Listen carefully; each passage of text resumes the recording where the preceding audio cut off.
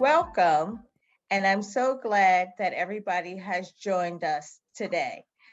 I'd like to introduce a special guest speaker, Ms. Cheryl Jones, Esquire, who's going to be talking to us from PK Law about special needs trusts, planning for and protecting disabled individuals. As we are celebrating Caregivers Month, we would love to be able to share a variety of information about traditional and non-traditional caregivers for all different types of groups, from children to young adults to older adults. And this topic involves disabled individuals and how to plan in the best fashion. So without further ado, please help me welcome Ms. Cheryl Jones. Cheryl? Thank you so much, Lynn, and thank you for the opportunity to be here. I look forward to watching the whole presentation down the road with everybody else and all the wonderful topics you have scheduled. Tonight, I'm going to be talking about special needs trusts, what they are, how you can utilize them in planning, and why it makes a difference. So, when we talk about planning for and protecting disabled individuals, who are we actually speaking about? Typically, from the estate planner's perspective, those are individuals who, for whatever reasons, are unable to make decisions for themselves, whether it's an intellectual disability or severe physical disability, and who typically are receiving some form of government aid in the form of perhaps medical assistance benefits. Maybe they're getting supplemental security income or SSI. Perhaps they're receiving social security disability income, SSDI. Perhaps they're receiving subsidized medical benefits through medical assistance, what we call Medicaid, or one of their many programs. Why is it important to plan for this? Because many times people unwittingly can create a situation where they leave money for a disabled individual, and then there's a problem. It exposes their benefits to risk. So let's talk about what your options are, the primary one being special needs trusts. Before I go much further, because I'm an attorney, I have to give you the small fine print, which is that this is not legal advice. This is purely educational. My objective is to give you a broad overview of the planning techniques that are available for you, and every case is different. So hopefully you'll learn something new tonight and you'll figure out if any of this should be integrated into the planning that you may be doing for yourself, for other family members, for perhaps a disabled child or a disabled parent or another family member. So, what are some of the unique issues facing disabled individuals? What are the reasons that this matters? Well, typically, they might have long-term care expenses that are far more significant than what the rest of us might have. If they have severe intellectual disabilities, they may never be able to work. They may need extensive medical care. Those things are expensive. They have a wide variety of needs that are a little bit outside mainstream. What happens when you have long-term care expenses? It consumes assets. So that's a significant issue for most people planning for a disabled individual. What's the next issue typically facing them? Well, it could be diminished capacity. Capacity refers to their ability to execute legal documents, to make sound decisions, to care for themselves. They may not be able to assist in their own planning. They may not be able to execute their own legal documents, the types of documents that are necessary to help someone do planning. What else do we have? Well, frequently, individuals who are disabled can easily be exploited. If you have a loved one who is a disabled individual with diminished capacity, it's very easy for them to be taken advantage of. they can't often protect themselves and the small amount of assets that they're actually able to accumulate. So when we plan for disabled individuals, we always want to take into account protections from predators, from creditors, and from losing any of the benefits that they received. Because the really big financial issue for most disabled individuals is that they are receiving some form of government benefit. And that government benefit is what we call means tested. That means tested component specifically provides that the disabled individual is never going to be able to accumulate a lot of assets for his or her future needs. When a government benefit is means tested, essentially, the government is providing that benefit because you do not have the means to provide for yourself because you have low assets and little to no income. So means tested benefits require some really extensive planning. Why? Because if my disabled individual in my family, excuse me, let's say it's my mom. If my mom is receiving a means tested benefit and my aunt leaves her a bunch of money, it doesn't even have to be a bunch. Maybe she leaves her $5,000. What happens to my mother's benefits?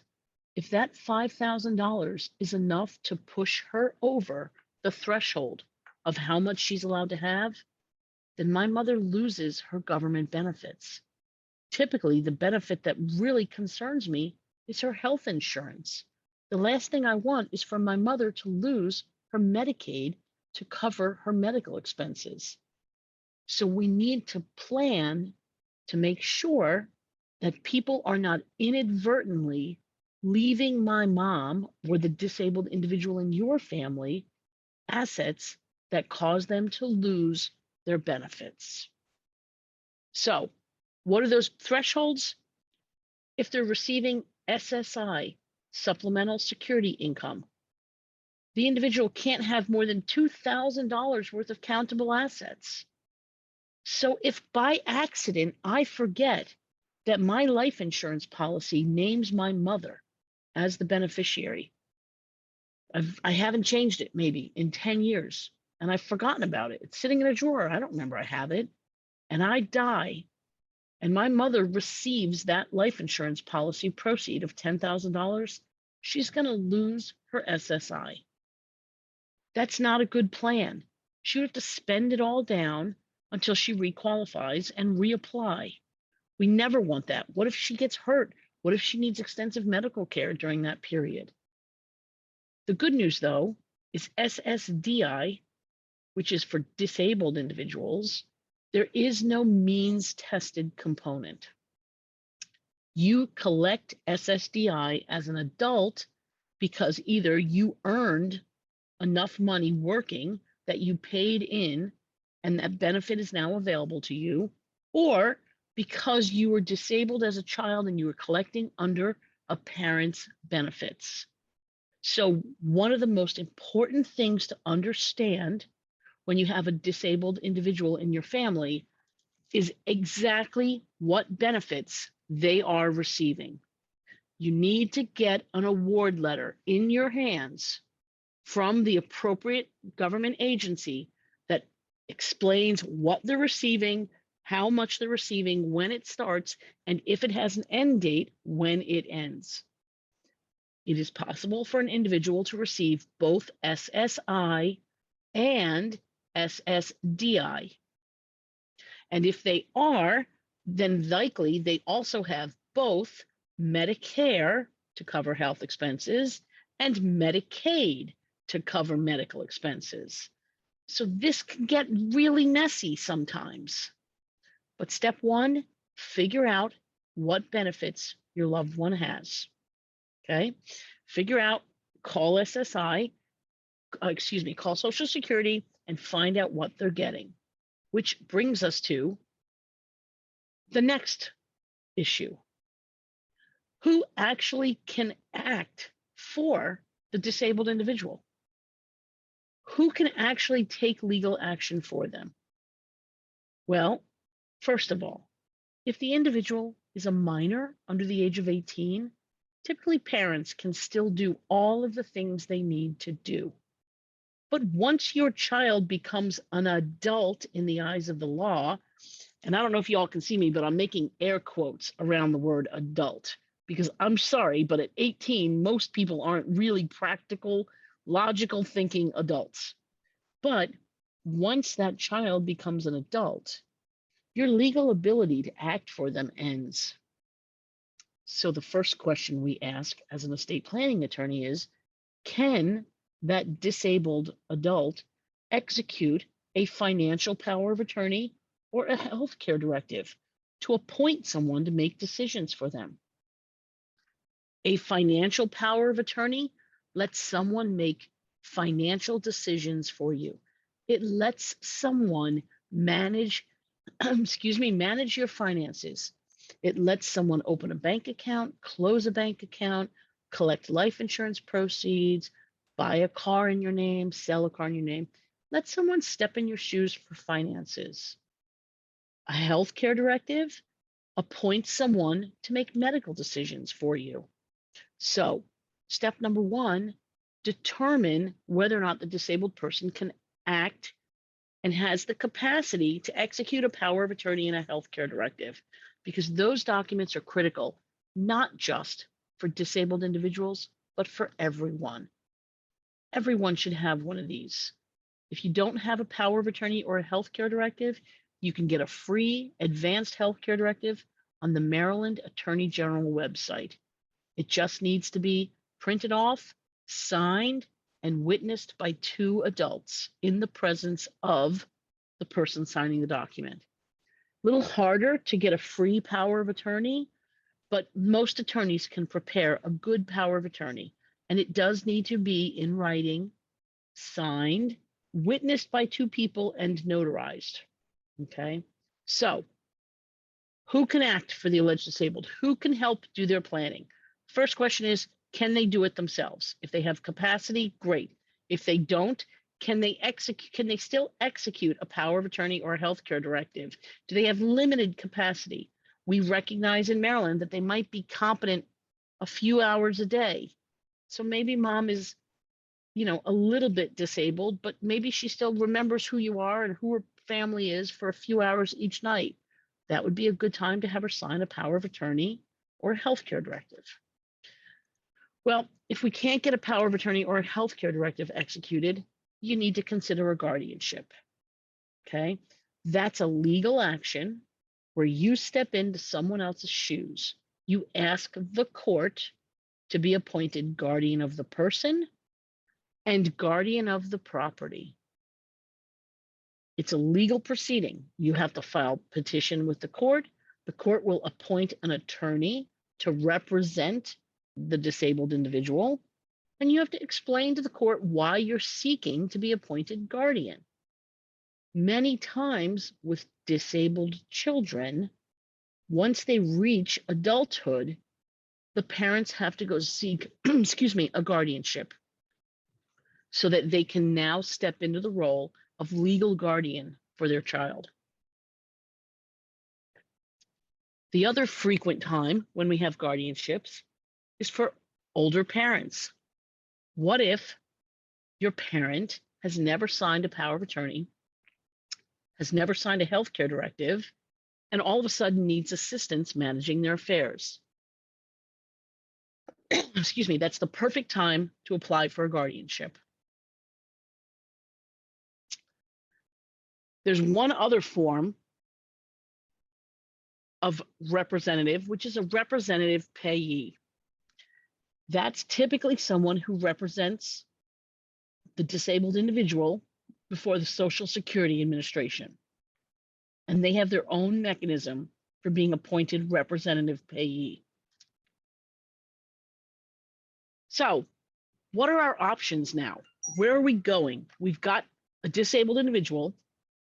We figured out what their assets and what their benefits are, we've put ourselves in place so that someone can actually act for them. What are our options to protect their assets? Well, the first thing we have are different types of special needs trusts. There are 3 types that I'm going to talk about. The first is the Payback Trust. The second is the Pooled Asset Trust. And the third is called a Third-Party Special Needs Trust. This is an estate planning tool. You implement one of these trusts because the alleged disabled person has assets that need to be protected, either assets of their own or they're going to receive assets from someone else. So when would you use these? When someone receives a huge settlement as a result of an accident. Perhaps it was an accident that made your loved one disabled, and they got a big settlement from the lawsuit. They're already collecting government benefits as a result of their disability. You don't want that large lawsuit winnings to be utilized against them in their means tested benefits. You need to consider one of these planning options. When else are you going to use these? When your disabled family member is someone you want to provide for. So perhaps it's a child, and you want to make sure that when you pass away, you're leaving assets for that disabled child in the most efficient way without jeopardizing their benefits. Then your own estate planning has to include a special needs trust or an ABLE account, okay? The ABLE account is a relatively new player in the special needs trust planning. It's not actually a trust. It's a separate type of an account that you can set up. I'll talk about it in a little bit. So, trusts. What exactly is a trust? It's just a legal arrangement. They're state specific. So a trust done in Maryland might need to be tweaked if you are now moving to Georgia or moving to Atlanta, to South Carolina or moving to California. But it's governed by state law, and essentially one party holds property for the benefit of another. The party holding the property is called a trustee. The person for whom the money is intended is the beneficiary. Okay? So in the context of planning for a disabled family member, I might set up a special needs trust for the benefit of my disabled child. I might make myself the trustee and my child the beneficiary. Okay? Depending on how a trust is drafted, they may or may not be counted as a resource for SSI or other means tested benefits. That's a long way of saying you need to make sure the trust is drafted properly to meet your objectives. If my disabled family member is receiving SSI, then I need to make sure that my trust is properly drafted so that the money I put into that trust doesn't hurt my family member's benefits. Okay? In other words, please don't print off a trust from the internet. Please talk with an estate planning attorney, or better yet, a special needs trust planning attorney. Or there are a lot of agencies out there that help individuals that do tremendous special needs planning. Get the assistance you need to do it correctly. It's very hard to undo a defective trust. I have clients now who have what they thought was a special needs trust, and which is not a special needs trust. And they've been using it for more than a decade. And they now are trying to figure out how to unravel this terrible problem of what to do with the money in this trust that was never protected and not done carefully. And perhaps their loved one may have to pay back all of the SSI that he's received over the years. So you've got to make sure your trust is drafted properly. Why? Well, SSI, that's the one that's means tested. That's the government benefit that is means tested. You cannot have more than $2,000 and qualify for SSI. What happens when you have a trust, a properly drafted trust? Well, the money paid directly to a beneficiary from the trust reduces the SSI benefits that that individual receives. Money paid directly to the beneficiary. Remember my scenario where I set up a trust for the benefit of my disabled child? If I make a distribution from that trust directly to that disabled child, it reduces his SSI benefits. In other words, we don't do that. We don't use the money to gift to the child. Money paid directly from the trust to someone to provide the beneficiary with food or shelter reduces the SSI benefit up to 1/3. Why? Because SSI has really strict restrictions about food and shelter provisions. Okay, so you have to be careful with what you use a trust for. But the good news is money paid from the trust directly to someone else to provide items other than food and shelter does not reduce the individual's SSI benefits. And I've listed a couple of them here: phone bills, entertainment, educational expenses. What about vet bills? What if my disabled child has a dog that he really, really loves? Can I use the money from the special needs trust to pay the vet for the services that he's providing? Sure, it won't reduce my son's SSI. Okay, so again, when you use a trust and you're planning for a disabled individual who is receiving government benefits, you need to make sure you understand how you can and can't use the trust and how distributions from the trust will affect someone's benefits, especially when they're on SSI, because SSI has very strict rules about what the money can be used for. So the Payback Special Needs Trust, this was the first type of trust that I listed in my list of planning opportunities. Frequently, this is called a D4A trust, and that refers to the section of the POMS, the code, the law and statutes that says this is permitted. What's a payback trust? Well, it's a trust basically that is created with the disabled individual's own money. How would a disabled individual ever have money? Well, the scenario I talked about a few minutes ago is one of the most frequent ones. They get it by virtue of a lawsuit, or someone inadvertently leaves them money. Aunt Susie wants to help out little Tommy, and in her will, she leaves him $5,000. Well, that's wonderful. Thank you very much, Aunt Susie, but that $5,000 just made Tommy lose his benefits because he has too much money. So what happens? The money's Tommy's. It belongs to him. The proceeds from his lawsuit belong to him. The settlement from the litigation belongs to him. This is sometimes called a first-party trust because it's my money going into the trust. Remember, the rules say I can't have more than $2,000, but I'm allowed to put it into a payback trust. The trust has to follow very specific rules, has to be for the sole benefit of the disabled individual. If I'm the disabled individual and it's my money, the trust can only make distributions to or for my benefit. Not mom, not dad, not my husband, not my kids, my benefit only. Okay? And the trust has to be approved in advance by the Attorney General's office. They review these trusts to make sure that they're drafted properly. Disabled individual has to be less than 65 years old.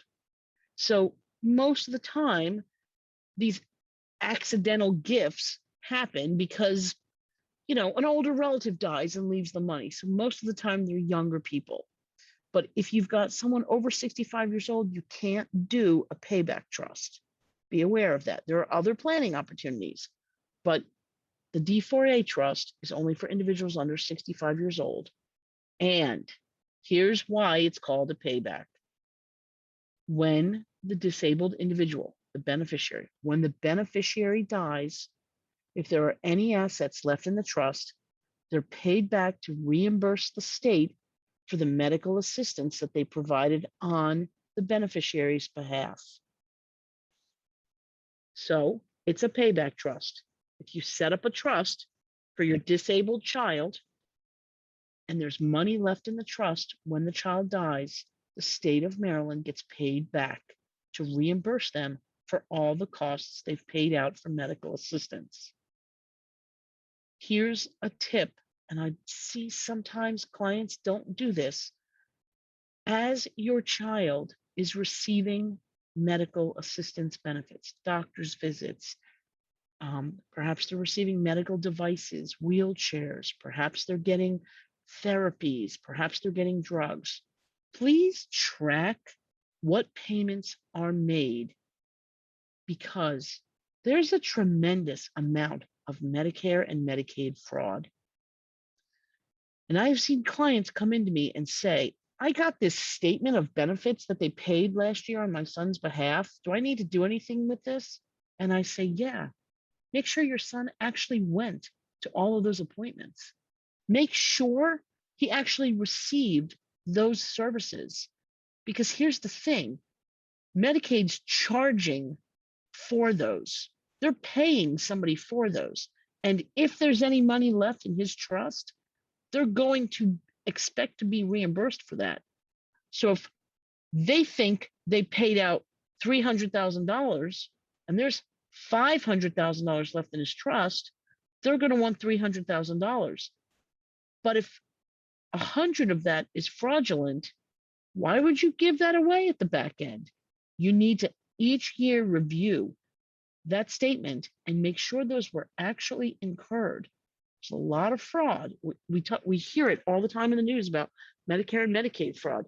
Please check it. I'm not suggesting everybody's fraudulent, but why would you just let them run up a tally without ever checking to make sure that it's actually what they paid out? Okay, so my money, I'm the disabled individual, I put it in a trust, I get to keep my Medicaid benefits, I get to keep my SSI. The trustee, it's not me, I am not the trustee, but the trustee can use the money to improve the quality of my life. They don't want to make distributions directly out to me because that will reduce my SSI benefits. They don't want to make distributions out to me to pay for food and shelter unless they have to. I mean, if I'm homeless, I'd rather not get SSI and have a roof over my head, but they can use it to pay for all sorts of other things. And when I die, if there's anything left, it's paid back to the state of Maryland. That trust needs to be properly drafted. It is important that it be done correctly. What's the next type of trust? We call it the pooled asset trust, okay? And basically, this is when a nonprofit organization establishes a pooled asset trust. They set up the trust and individuals contribute to it. You think of it like a file cabinet with lots of files in it. The pooled trust is the file cabinet, but there could be a Cheryl Jones file. There could be a Tommy Smith file with Tommy's contributed assets. There could be a, Miranda Jones slip file with Miranda's assets in it. It's one trust with lots of individuals in it. There's a couple of them here in Maryland. Penmar Organization, Shared Horizons, Inc. handles these in DC, and First Maryland Disability Trust.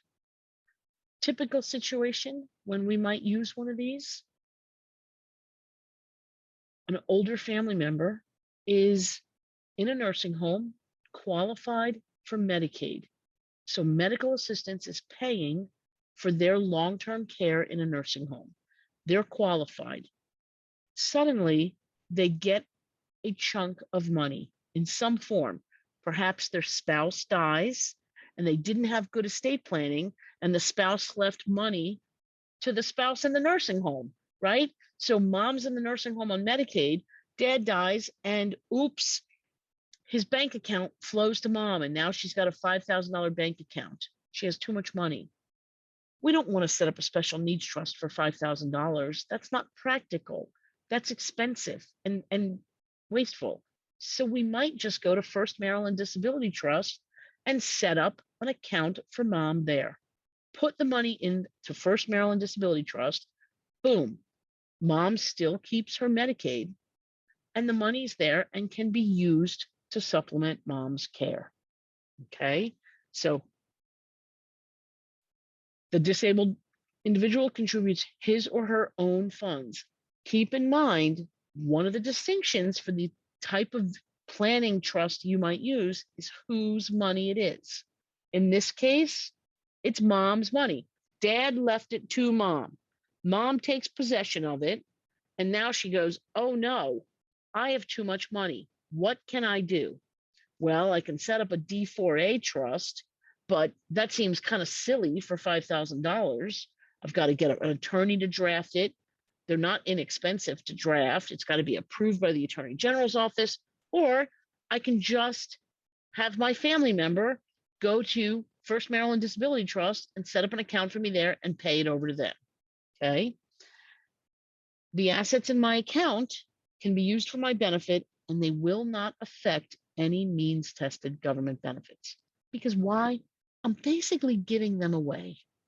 I'm giving them away to this approved nonprofit.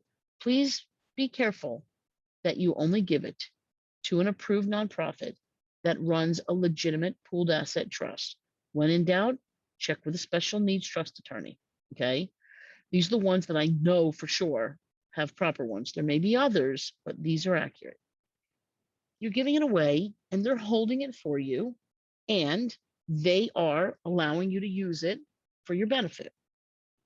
If there's anything left in my account at my death, they are paid back. So remember, the caveat to keeping my benefits is that when I die, the extra money gets paid back to the state. Okay. So when I have too much money and I'm the person who's getting a means tested benefit, and suddenly I come into too much money, I can keep my benefits by using a D4A trust, by contributing the extra assets to a pooled asset trust. I can retain my benefits, but the other side of the coin is that when I die, the state gets paid back if there's any money left.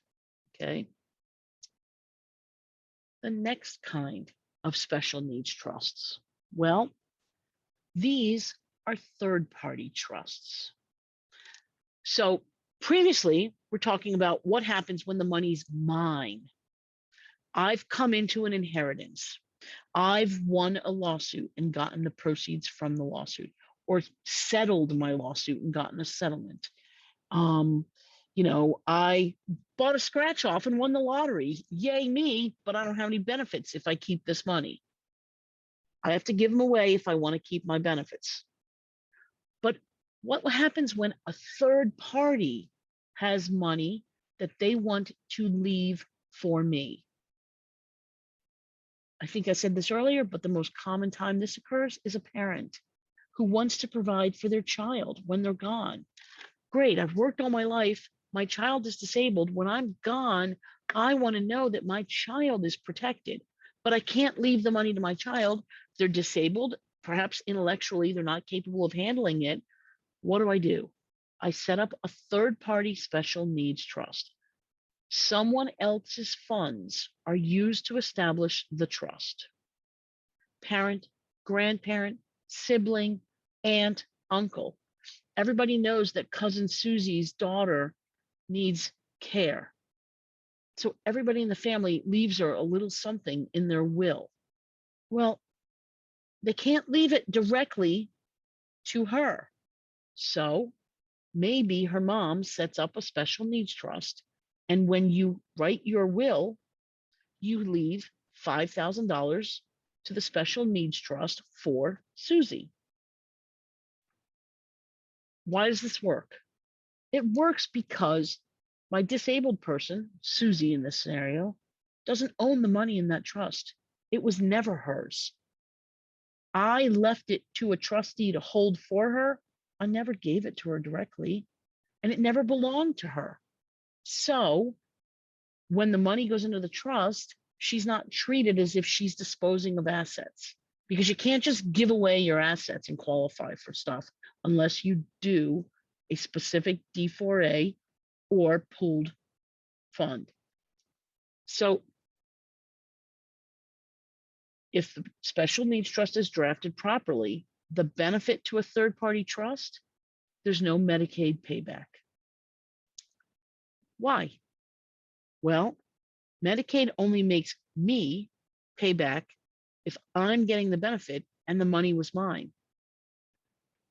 But in my scenario where mom is leaving her money to me, and she doesn't leave it directly to me, but instead she leaves it in a special needs trust, the money was never mine.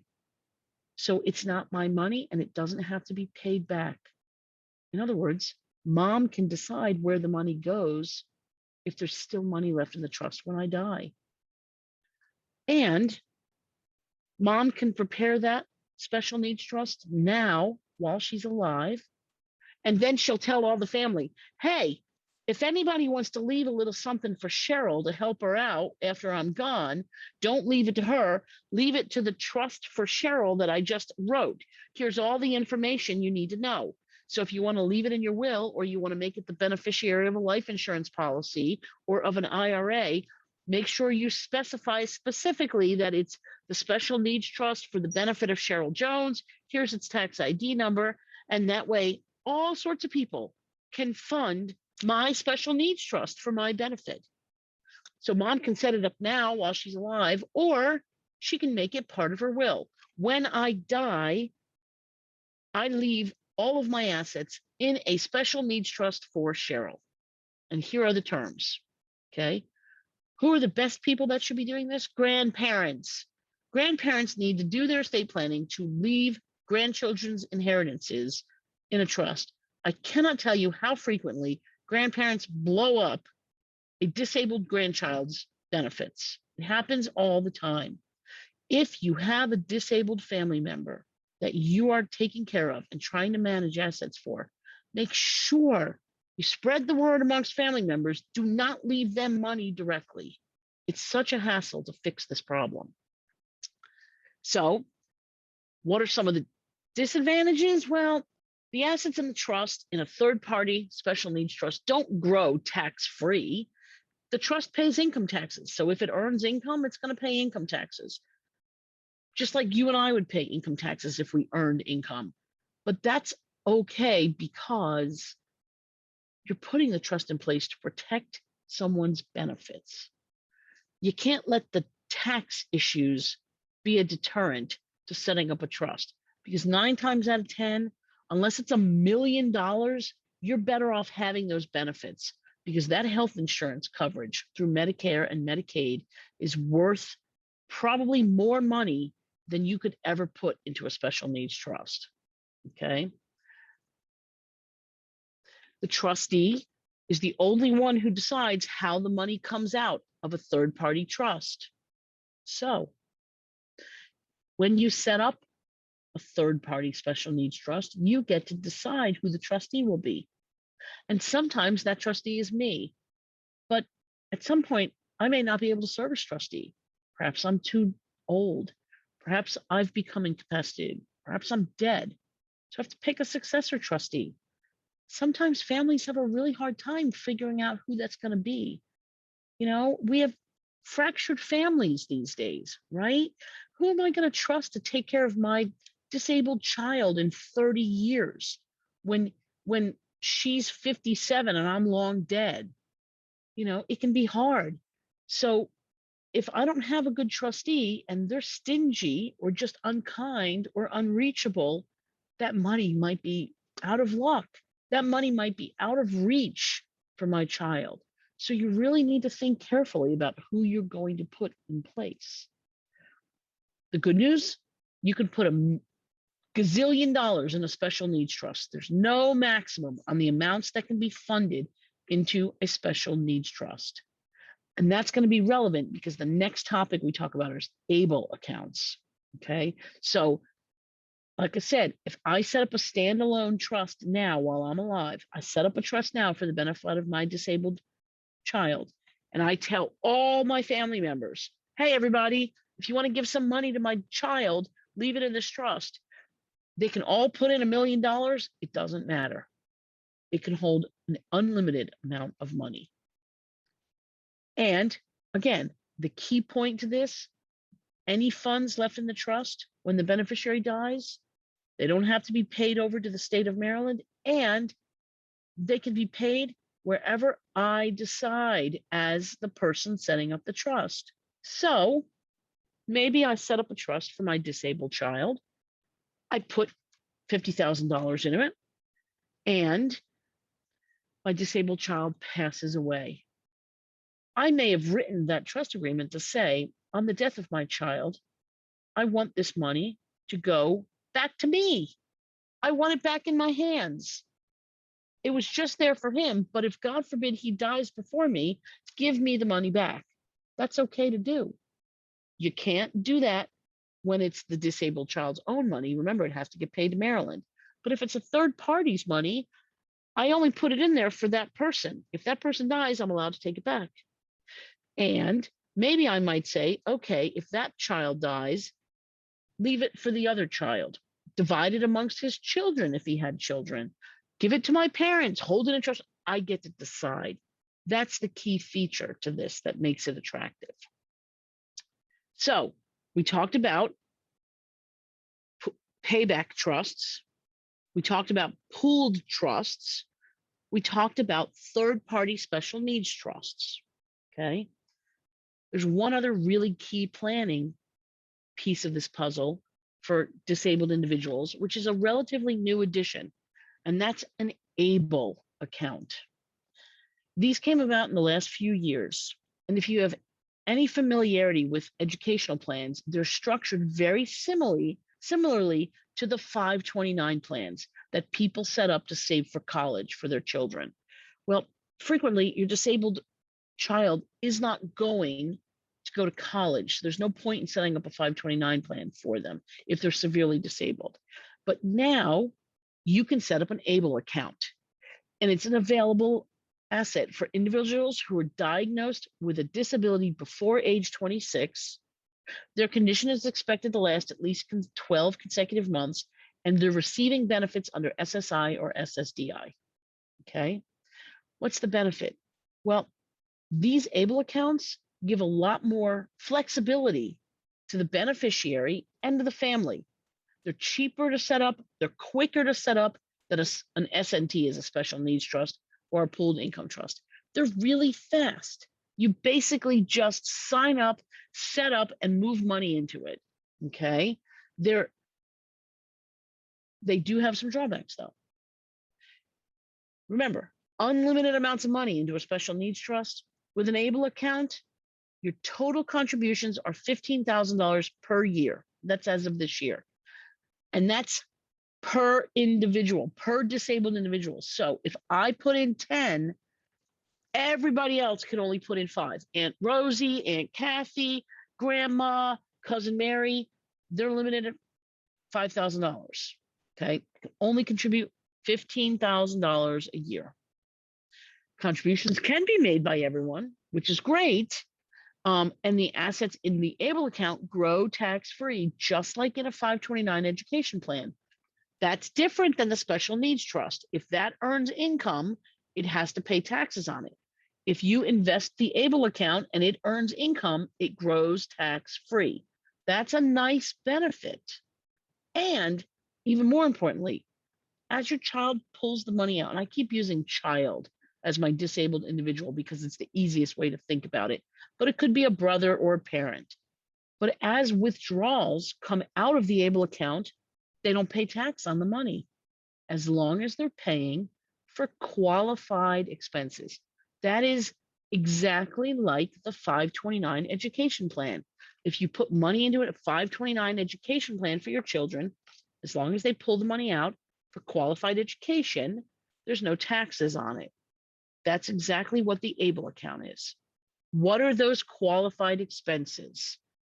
It's really broad. It's actually a lot broader than the expenses in some types of special needs trusts or pooled income fund trusts or D4A trusts. Essentially, I love this. It's any expense related to the designated beneficiary as a result of living a life with disabilities.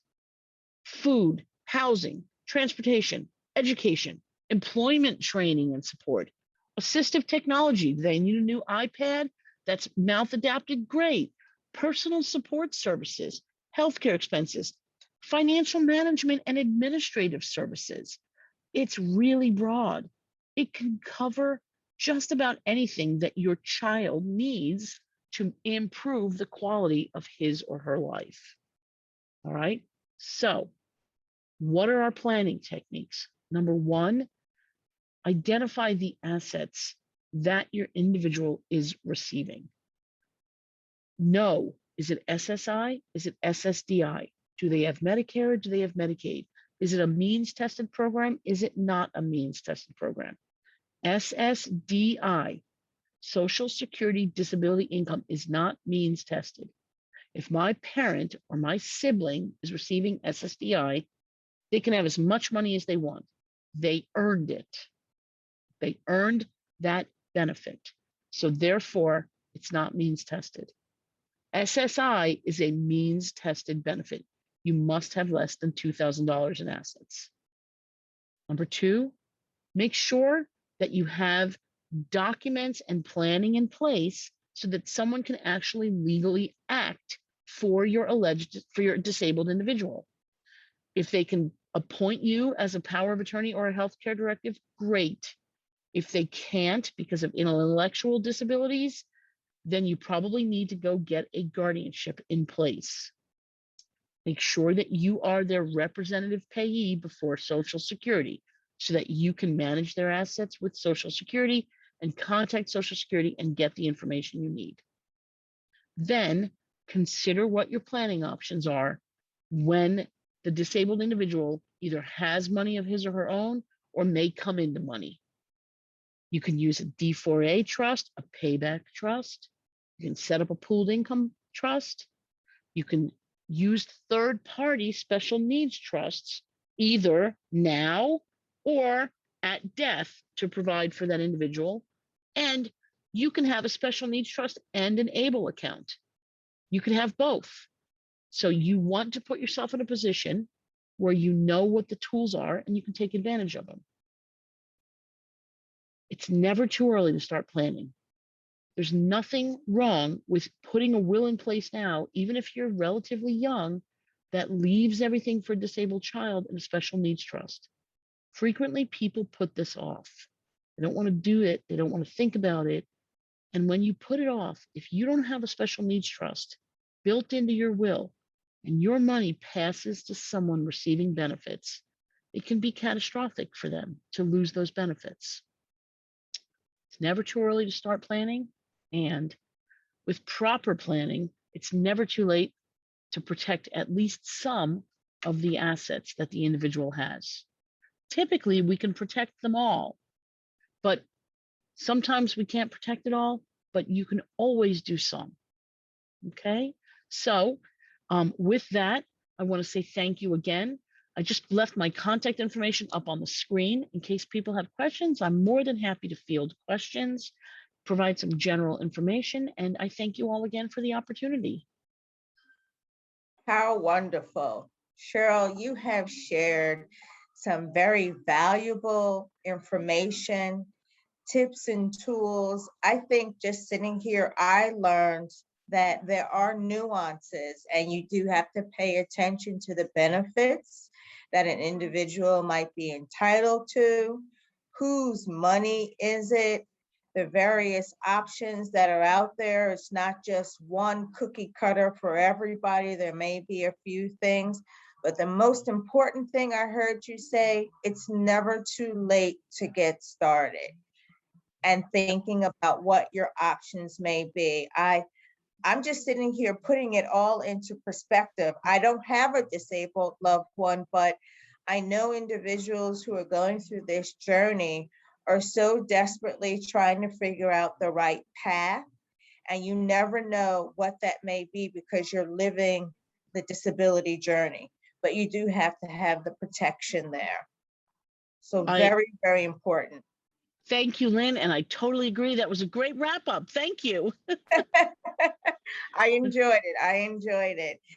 We look forward to maybe partnering with you in the future, and want to just say thank you again for bringing such an informative and educational journey on thinking about more than just the disability, but how to really protect your loved one going down the road, if and when you are here and when you may not be here. That's also another piece. That's exactly right, Lynn. That's exactly right. Thank you again. It was my pleasure.